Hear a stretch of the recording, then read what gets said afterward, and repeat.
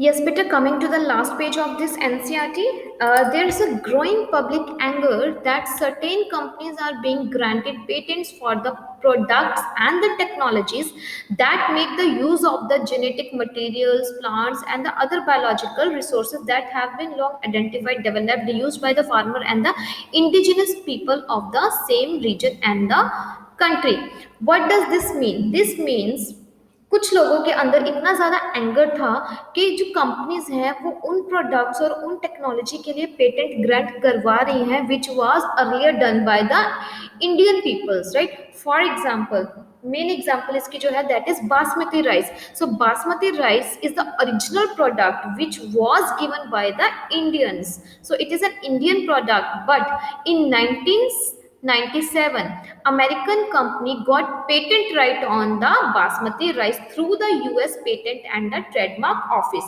Although it is a Indian company, right? It is not an Indian company actually, it was produced by the Indians, but now the American company has got the patent, so it becomes their legal rights that they can sell the this one, the variety of the basmati, across the US and abroad also. But this new variety of the basmati has actually been derived from the Indian farmers variety. So Indians को उसको कोई benefit नहीं हुआ, although the US is taking the benefit because they had got the patent. So this is known as biopiracy.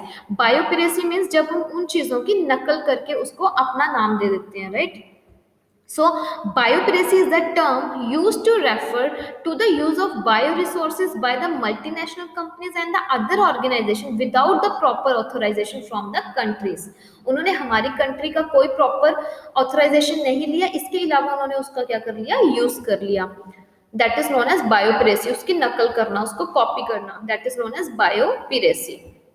This is the last topic of your chapter, and now you will just read the complete chapter from your own, and we will do the question answers later on. Thank you.